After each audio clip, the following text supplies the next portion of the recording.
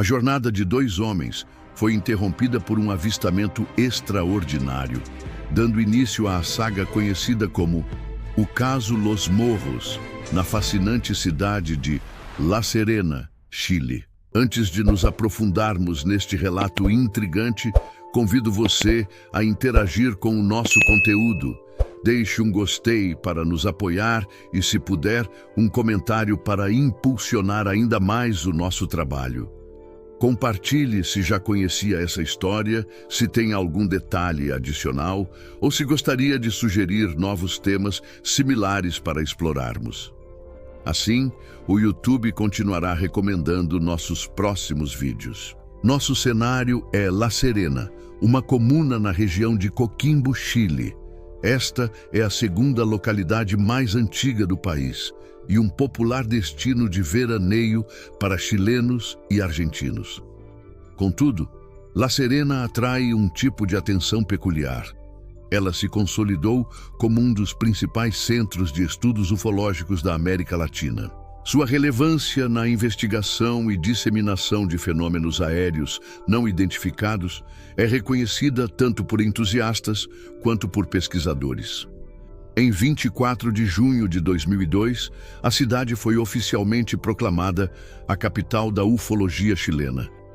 Um dos eventos mais marcantes de La Serena ocorreu em maio de 1966. Precisamente em 31 de maio, um grupo de 20 profissionais da área da saúde foi enviado a Los Morros, uma área rural, árida, desértica e montanhosa nos arredores de La Serena, a cerca de 160 quilômetros do centro. O objetivo era perfurar um poço para fornecer água potável a uma escola local, suprindo uma necessidade crucial da comunidade. Como o trabalho exigiria vários dias, a equipe seria alojada na própria região. Entre os 20 profissionais, destacam-se as duas testemunhas-chave deste caso: Manuel Munhoz, o motorista responsável pelo transporte do grupo, e Luiz Marim, um especialista em análise de potabilidade da água. No dia da chegada, Manuel começou a se sentir mal e seu estado de saúde piorou progressivamente. No início da noite, a situação se agravou, exigindo atendimento médico. No entanto, a infraestrutura local era precária, sem profissionais disponíveis para auxiliar. Diante disso, Luiz decidiu levá-lo ao hospital mais próximo, na distante aldeia de Incanuzi, a aproximadamente 70 quilômetros.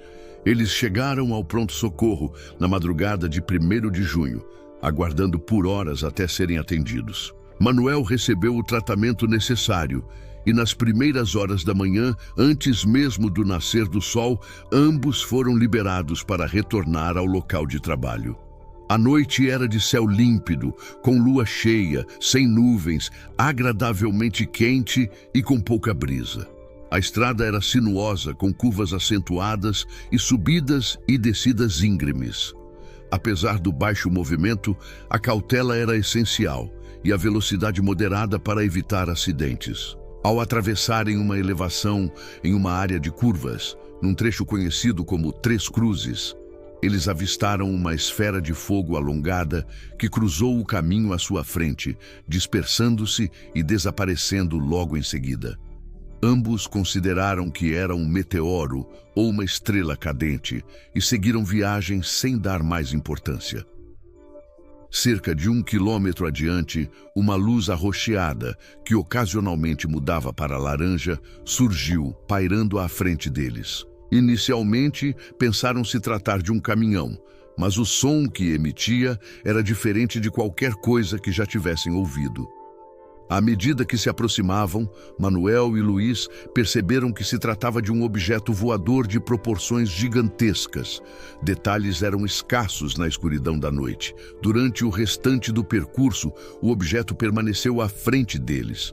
Quando o sol finalmente surgiu, eles puderam distinguir que era um objeto metálico de formato ovoide, alongado com uma seção superior que parecia uma cabine com janelas e 6 saliências nas bordas, que projetavam feixes de luz alaranjada amarelada, alternando para roxo a cada 30 segundos. Na parte superior, 2 hastes longas, semelhantes a antenas, se destacavam. o objeto chegou a se aproximar a ponto de iluminar completamente o interior do veículo. Ao passarem por uma ravina, havia outros 6 objetos idênticos, porém menores, estacionados.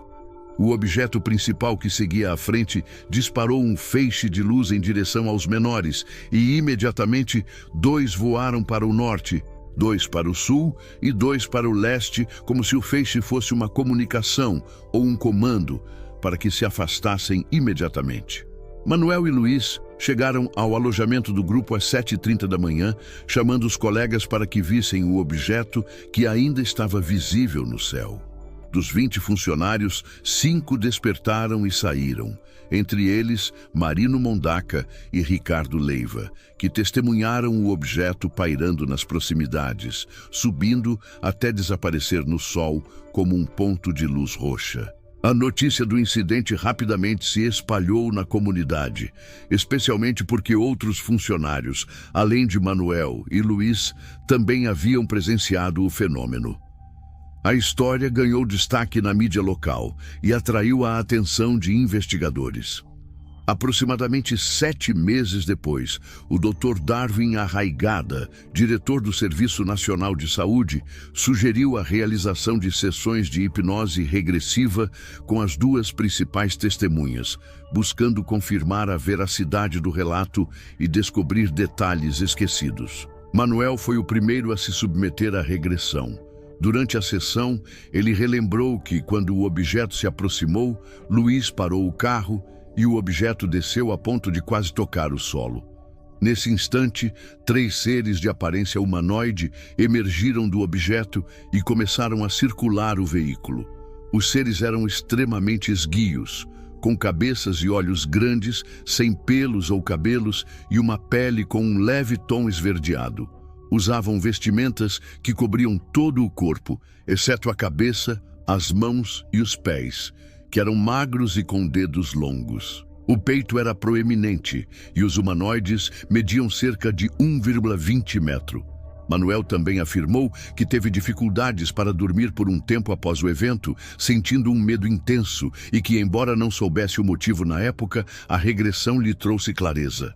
Luiz foi o segundo a ser hipnotizado. Ele se recorda do momento em que parou o carro e o objeto se deteve à frente deles. Através das janelas, ele viu 3 seres que o observavam. A descrição desses seres por Luiz coincidia com a de Manuel, mas Luiz não se lembrava de tê-los visto fora do objeto.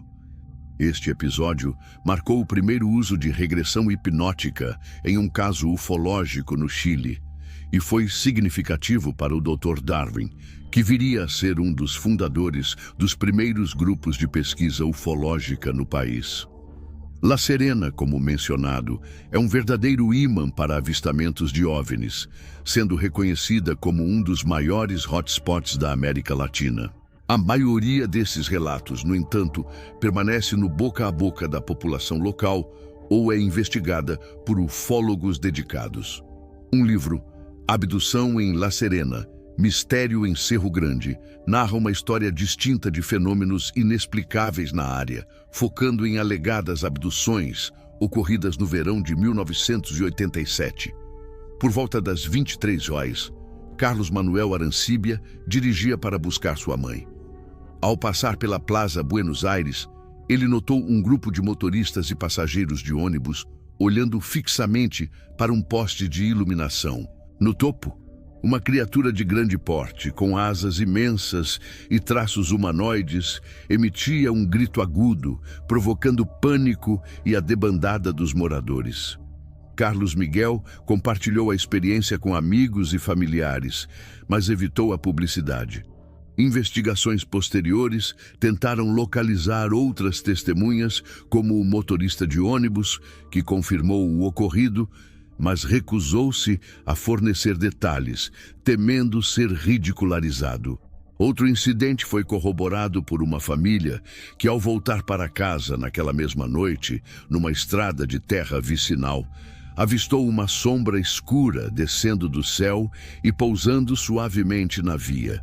Inicialmente, pensaram ser algum tipo de plástico levado pelo vento, mas ao se aproximarem, a sombra elevou-se com o bater de asas, revelando uma criatura alada de proporções gigantescas e feições humanoides.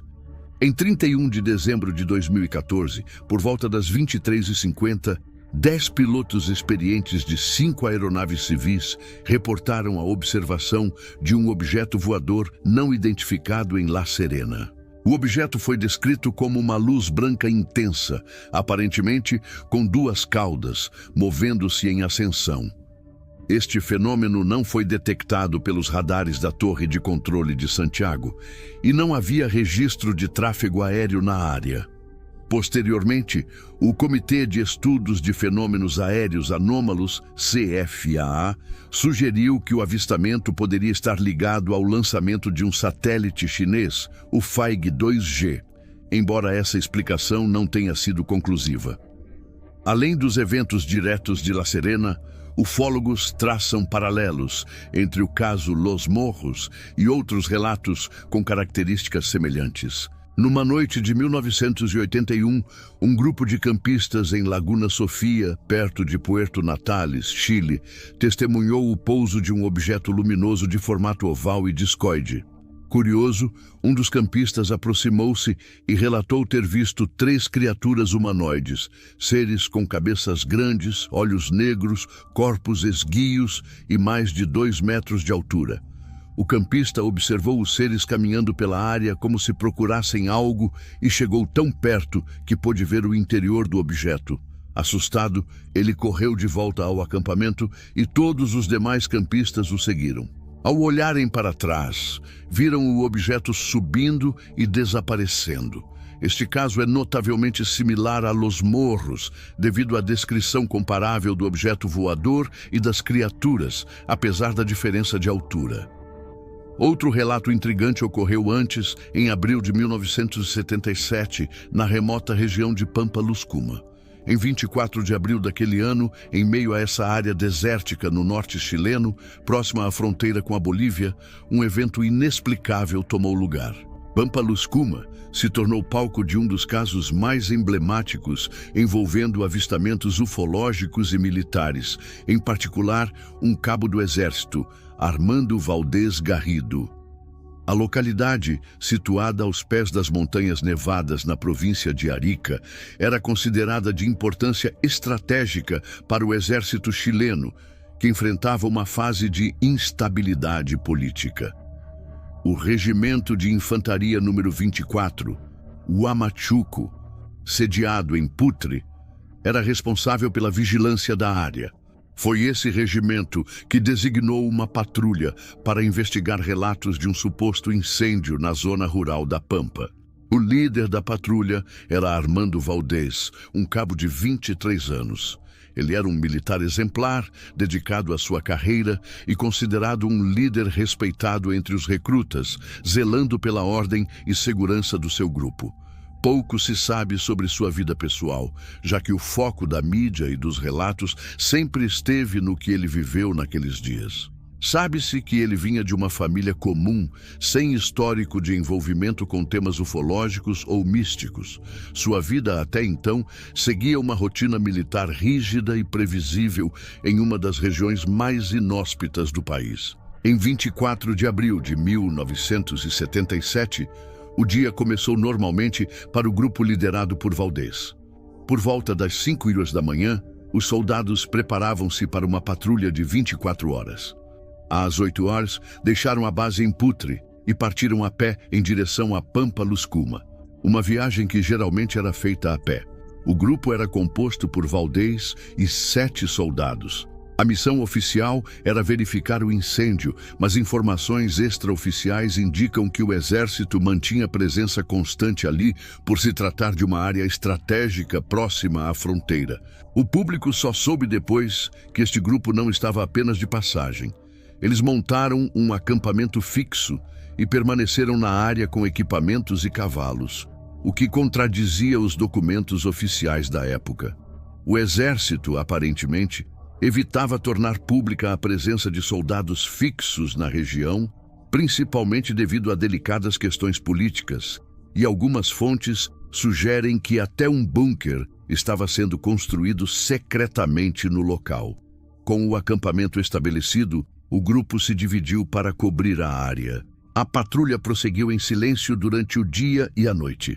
Foi após a meia-noite que um evento extraordinário aconteceu.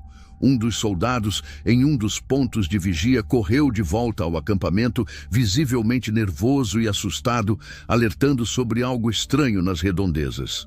O cabo Valdez, ao ouvir o relato, imaginou que poderia ser um animal solto ou alguém da cidade, mas diante da insistência do soldado, decidiu verificar pessoalmente, acompanhado pelos demais. Eles caminharam até o ponto de observação e avistaram uma luz intensa no céu, descendo em alta velocidade em direção a uma pequena colina, a cerca de 500 ou 600 metros de distância.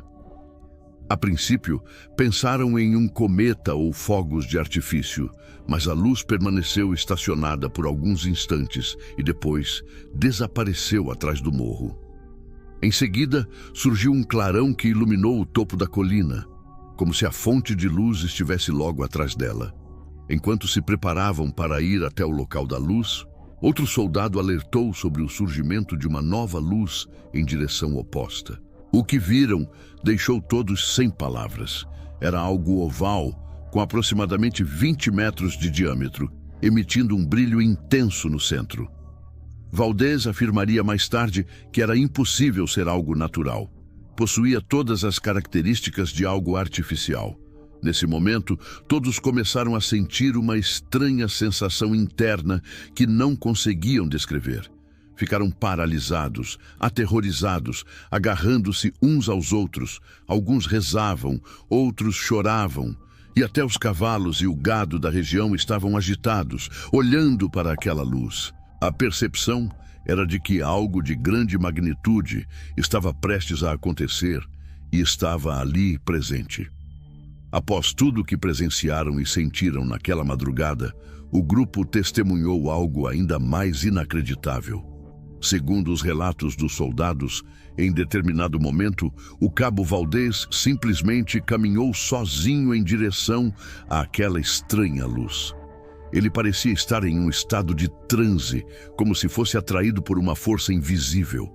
Ninguém conseguiu detê-lo, e ele desapareceu diante de todos, como se tivesse sido engolido por aquilo. Seguiram-se 15 minutos de intensa busca, mas ninguém conseguia encontrá-lo. De repente, ele reapareceu no mesmo ponto onde havia sumido. No entanto, estava confuso e com a barba crescida, apesar de tê-la feito horas antes. Seu relógio de pulso estava parado, marcando uma data 5 dias à frente, como se ele tivesse viajado no tempo. Ele proferia frases desconexas e repetia a enigmática sentença: "Vocês não sabem quem somos, nem de onde viemos, mas saibam que voltaremos." Após essas palavras, ele desmaiou. Quando o grupo retornou à base em Putre, o incidente foi imediatamente reportado aos superiores. O exército tratou o assunto com a máxima confidencialidade, isolando Valdez e os demais soldados da imprensa. Um oficial, Cabo Roca, foi encarregado de interrogar todos os envolvidos individualmente. Segundo ele, todos os depoimentos foram coerentes e detalhados, sem contradições. O cabo Valdez foi submetido a exames médicos e psicológicos, incluindo radiografias, coleta de sangue e urina, e até sessões de eletrochoque, com o objetivo, segundo algumas fontes, de apagar ou confundir suas memórias. A área do acampamento foi isolada e o exército realizou uma reconstituição do ocorrido, mas nada conclusivo foi encontrado.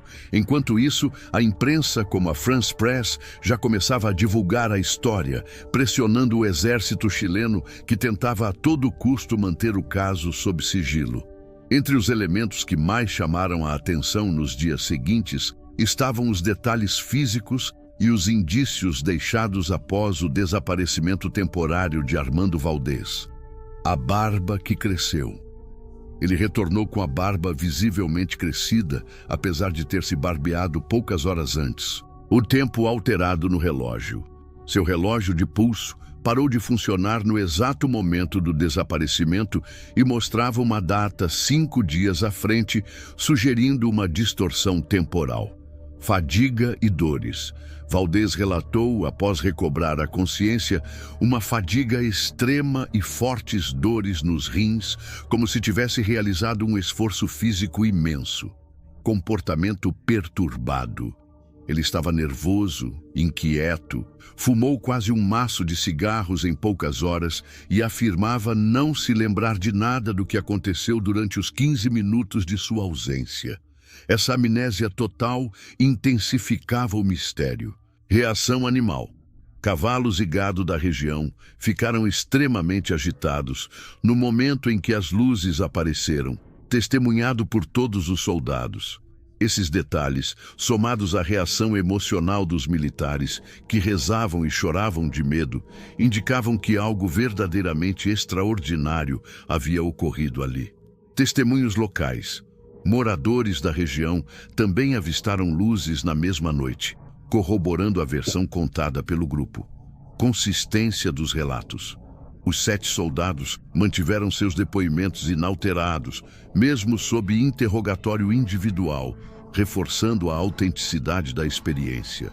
Nada parecia inventado ou exagerado. Tudo apontava para um evento real, embora inexplicável com os conhecimentos da época. Logo após o caso se tornar público, o exército chileno emitiu um comunicado oficial tentando minimizar o ocorrido. Declararam que não se pronunciariam sobre os relatos da patrulha e que as versões divulgadas pela imprensa não correspondiam aos relatos dos militares. Contudo, a repercussão foi tamanha que o governo da província de Arica chegou a emitir uma circular ordenando a censura prévia de qualquer publicação sobre OVNIs. Esse esforço para abafar o caso apenas alimentou as teorias conspiratórias. Muitos passaram a acreditar que o exército possuía informações precisas sobre o ocorrido, mas as ocultava por razões políticas e de segurança nacional. Alguns teorizam que o Cabo Valdez foi de fato abduzido e que os testes aos quais foi submetido, como os eletrochoques, eram na realidade tentativas de apagar suas memórias. Por muitos anos, enquanto servia no exército, Valdez foi proibido de comentar sobre o caso. Ele só voltou a falar publicamente após sua aposentadoria, no final dos anos 90. Em uma de suas entrevistas, revelou ter passado por regressões e que teria visto imagens do futuro da Terra dentro do objeto, além de seres com capacetes brancos.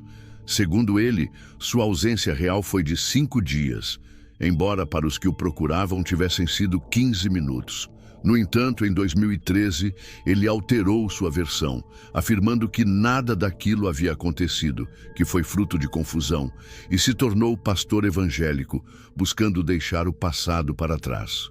Para muitos, essa negação foi apenas uma forma de proteger sua nova vida, já que os outros soldados nunca mudaram suas histórias. Até hoje, o caso do Cabo Valdez permanece como um dos episódios mais enigmáticos da ufologia latino-americana.